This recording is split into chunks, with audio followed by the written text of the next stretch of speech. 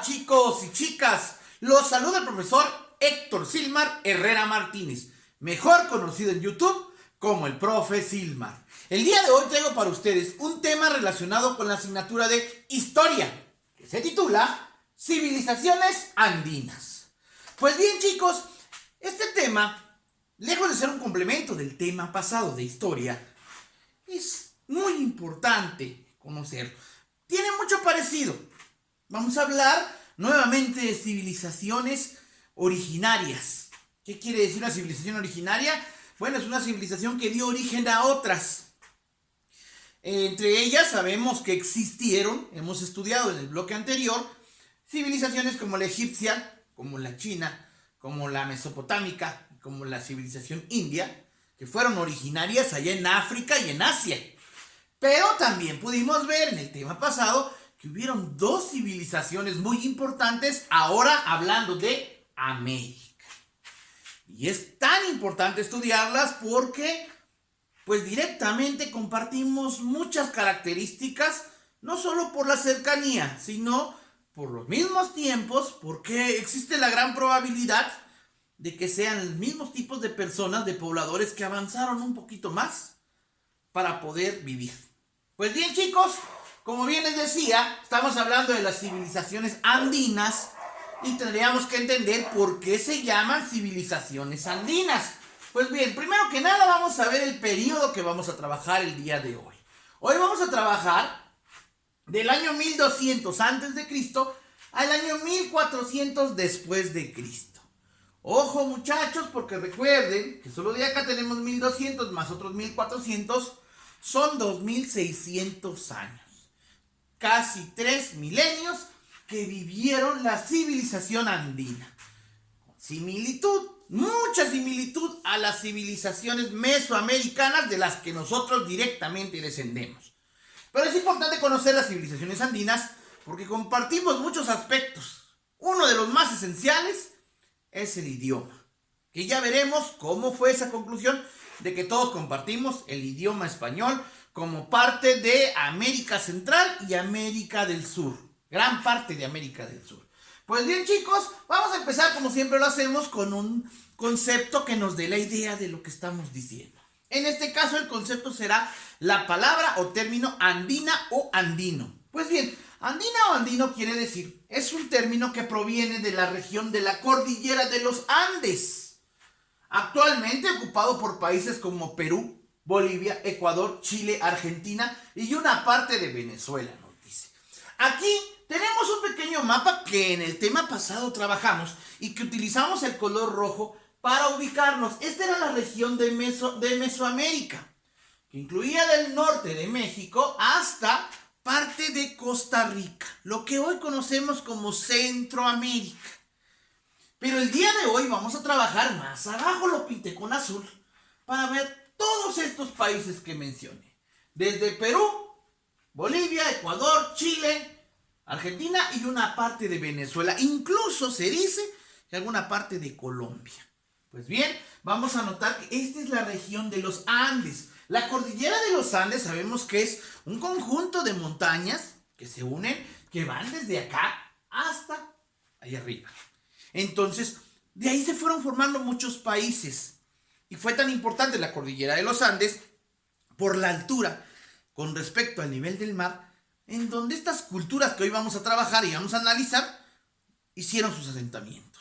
Es algo curioso, pero en realidad pudieron hacer grandes cosas con situaciones climáticas no muy favorables, a diferencia de Mesoamérica, que estuvo en el cinturón del Ecuador, en donde los privilegios de la naturaleza fueron muy bondadosos, en donde vimos que el clima cálido y la agua abundante les dio la oportunidad de vivir mucho tiempo. Acá también, pero con condiciones un poquito distintas, tal vez hasta adversas, por la cuestión desértica, por la cuestión de altura, por la cuestión del manejo de las aguas. Pero esto no delimitó que esta cultura originaria, que al igual que de Mesoamérica, los andinos son originarios, porque le dieron cabida y le dieron origen a otras culturas que inclusive hoy en día existen.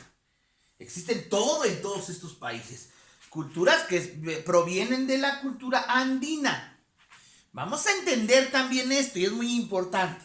Hoy en día se habla mucho de los incas, pero los incas tienen una descendencia, es decir, un origen. Y el origen es el que vamos a trabajar el día de hoy. ¿De dónde vienen los famosos incas? Que todavía se mencionan, pero que son de alguna manera como descendientes de los que hoy, de las culturas que hoy vamos a analizar.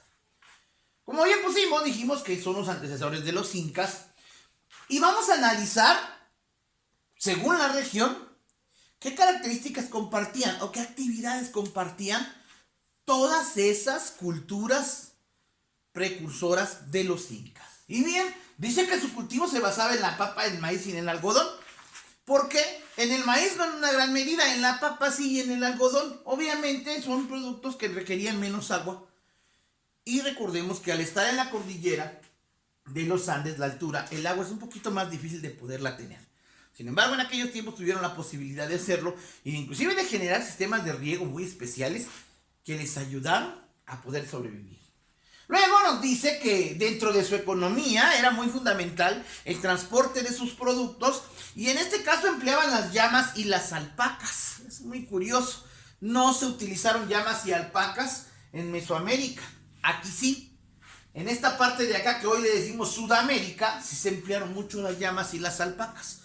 Son animales de carga, no llegan a tener el tamaño de un asno, pero son muy fuertes y son animales que resisten mucho el frío.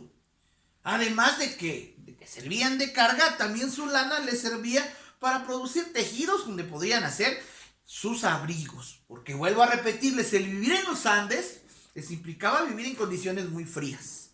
Y entonces tenían que cobijarse, tenían que tener sus casas acomodadas para soportar esos niveles altos de temperatura, bajos, perdón, de temperatura. También nos dice que compartían todas estas culturas que vamos a analizar el trabajo de la cerámica y la joyería. La joyería en metal, la metalurgia. Notemos esto, en Mesoamérica no hubo metalurgia, aquí sí. En la tribu, en los grupos andinos sí hubo metalurgia, el trabajo del metal.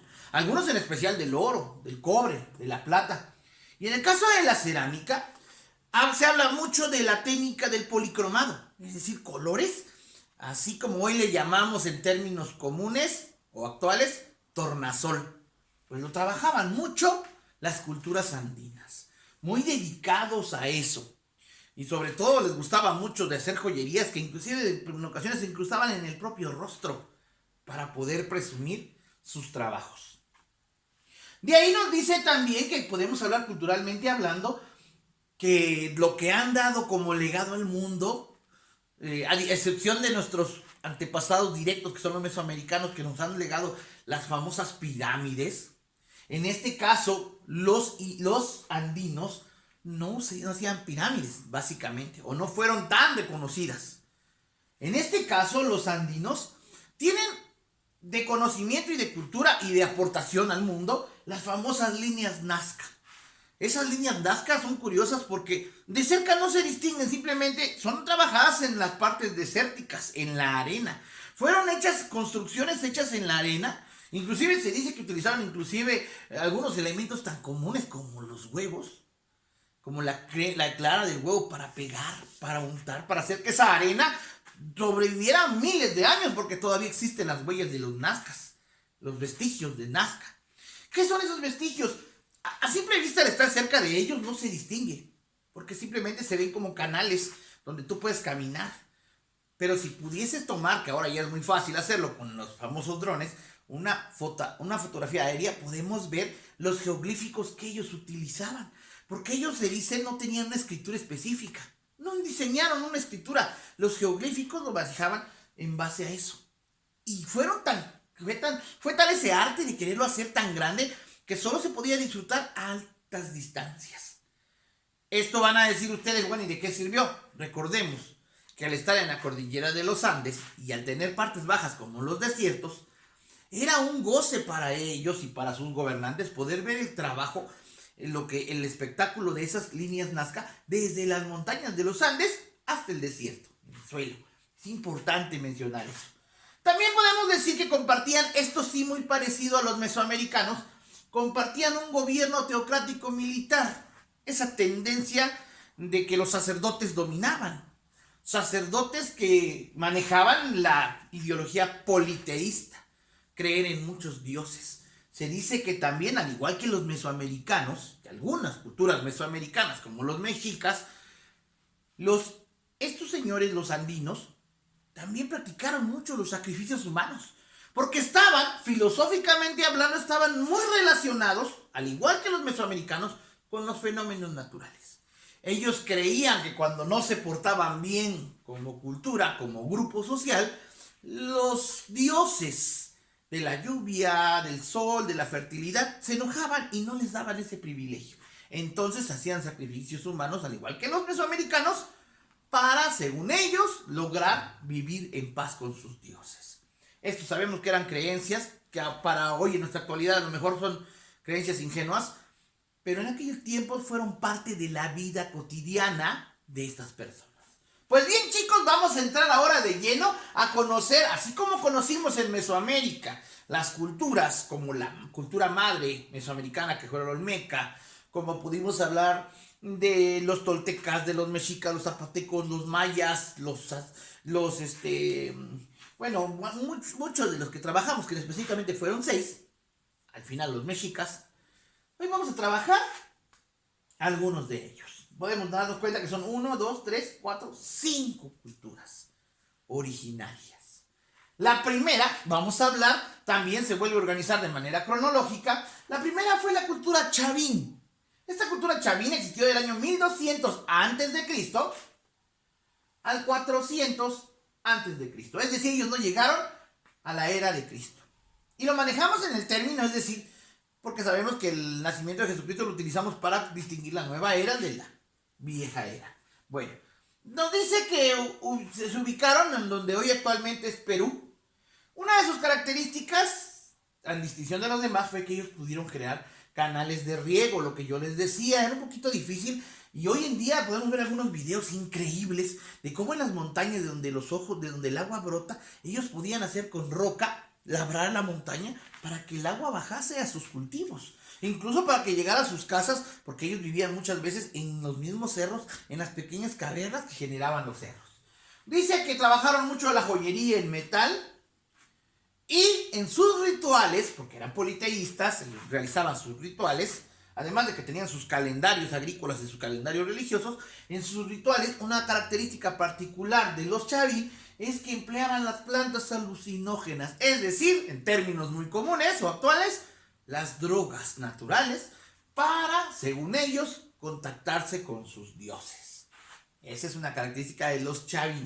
Ahora vamos a hablar de la cultura tlahuanaca o tlahuanaco, así se le llama. Y ellos existieron del año 100 a.C. al año 1200 después de Cristo. Ellos ya vivieron las dos eras. Nos dice que vivieron en Perú, lo que hoy es Perú, Bolivia y Chile. ¿Cuál fue una de sus características principales? Su arquitectura. Entre ellas es muy conocida la famosa Puerta del Sol. Es un arco enorme que hicieron con enormes piedras y que en el paso de los años y de los sismos y de todo, no se ha movido de donde lo hicieron y están ahí. Esa es su escultura de ellos. Muy parecida tal vez a esta historia como los olmecas con aquellas famosas cabezas colosales, pero ellos hacían sus monumentos, sobre todo la más destacada fue la Puerta del Sol. Luego vamos a hablar de la cultura nazca. Ellos, ya dijimos, las famosas líneas Nazca, fue lo que más se les dio a conocer. Ellos vivieron en el año 100 después de Cristo y en el 800 después de Cristo. Ellos no vivieron antes. Actualmente vivieron en el territorio que actualmente es Perú. Nos damos cuenta que casi todo fue en Perú, pero hubo una influencia directa. Y su principal característica o distintivo de la cultura nazca fueron los geoglíficos gigantes, lo que yo les decía. Enormes vestigios hechos de arena que no se deshacen ni con el viento ni nada porque están construidos prácticamente con una especie, le llaman actualmente caliche, una especie de cal natural que ellos generaban para hacer geoglíficos que se podían únicamente comprender a distancias largas, no de cerca. Luego vamos a hablar de la cultura moche. La cultura moche existió del año 100 al 700 después de Cristo en lo que hoy se conoce como Ecuador y Perú. Aquí es muy similar la historia a Mesoamérica, porque estos últimos dos que vamos a trabajar, al igual que en su momento los toltecas y los aztecas o mexicas, estos dos fueron los guerreros. Fueron distintivamente civilizaciones guerreras, culturas guerreras. Se dedicaban sí a la siembra y a una organización igual, sacerdotal y militar, pero básicamente fueron dominantes, quisieron dominar los territorios. Al igual que la cultura Wari, que en el año 550 a 900 después de Cristo, en Perú, fueron guerreros. Ellos la única distinción es que hacían unas grandes murallas como vestigios, pero en este caso ambos, Moche y Wari, al igual que en su momento toltecas y aztecas, generaron la destrucción entre ellos mismos. Misma situación, muy similar a Mesoamérica. Si nos damos cuenta, ya en los últimos periodos fue cuando estuvieron ellos. Sin embargo, en este caso, al llegar aquí al final de los Moche y los Wari, se dio todavía la oportunidad de que al desaparecer ellos, que no es correcto el término desaparecer, sino ellos al dividirse, subdividirse, se fueron, digamos, separando de donde vivían juntos como organización, como culturas, formaron lo que hoy es tan importante como la cultura inca. Todos ellos son como los abuelos o los padres de los incas. Los incas obtuvieron de cada cosa de ellos un elemento para vivir mejor. Elementos como cuáles. Vamos a hablar primero que nada. Los incas lograron vivir entre Ecuador, Perú, Bolivia, Chile, Argentina, incluso parte de Colombia, vean, ya más países. Esto después de ellos, después que ellos desaparecieron, o que se integraron ya a la gran civilización inca. Los incas obtuvieron de acá, principalmente de los tlahuanacos, la capacidad arquitectónica. Entre ellos se puede hablar actualmente, es uno de los digamos, de los centros culturales más visitados del mundo, al igual que Palenque, aquí orgullosamente en Chiapas, en México. Machu Picchu, un lugar, una especie de castillo de aquellos tiempos, de palacio, mejor dicho, construido a 2.500, aproximadamente 2.500 metros sobre el nivel del mar, prácticamente en una montaña. Se dice, y ellos decían, que Machu Picchu estaba besando el cielo, así le llamaban ellos, dense cuenta. Esto es una herencia de los tlahuanacos, esa capacidad, al igual que algunos otros como los Wari que hacían murallas, pues aquí hicieron Machu Picchu, con sistemas de fluido de agua, porque por eso preguntarse cómo vivían allá, cómo vivir, cómo acomodarse. También pudieron tener otra ciudad igual de importante que fue Cusco, aunque, vuelvo a repetir, culturalmente hablando y en la actualidad, es Machu Picchu quien más llama la atención. Luego, podemos hablar de eso, de muchas cosas. Ellos fueron politeístas también, obtuvieron de esto el del politeísmo. De alguna manera también fueron guerreros, que fueron sometiendo a otras culturas para formarse solo los incas al final. Y como distintivo económico podemos hablar de, por ejemplo, su idioma. Fue el quechua. El quechua o el quechua es el idioma oficial de los incas. Todos los grupos incas de todos estos países hablaban quechua. Como en su momento en Mesoamérica vimos que hablaban el náhuatl, aquí en Sudamérica, en las culturas andinas, al final los incas terminaron hablando como idioma oficial el quechua. Vuelvo a repetir, los incas no tuvieron una escritura como tal, específica. No eran dados a escribir sus vivencias, no tenían esa virtud o ese gusto por hacerlo. Pero sí tenían la necesidad de administrar sus producciones, sus alimentos, su siembra. En este caso, cuando vimos Mesoamérica, vimos cómo el trueque fue el sistema económico, el intercambio de productos. En este caso nos dice, muy curioso el término quipu. Se le llama quipu a una especie de contador, de calculadora, si quieren ustedes chicos llamarle, En base a listones, ellos iban haciendo nudos, anudando listones de diversos colores que distinguían la cantidad de producto que ellos estaban contando. Iban a ir haciéndoles nudos para ir contándolos. Esto es más o menos como el ábaco, un precursor del ábaco comúnmente que se le enseña a los pequeños para contar. Es el quipu.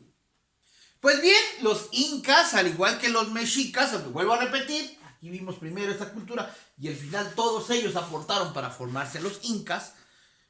Los incas, de igual manera, fueron queriendo abarcar territorios, hacer señoríos, y eso es que entre más amplías tu territorio, más poder pierdes o más visión, y generas que exista separación entre tu gente. Eso provocó que Francisco Pizarro en 1532 llegase de España a conquistar a los incas. Similarmente como fue con don Hernán Cortés en 1521 con los mesoamericanos, con los incas fue Francisco Pizarro en 1532, quien en base a la fuerza llegaron y impusieron la colonización española en este territorio. ¿Qué podemos decir de ello?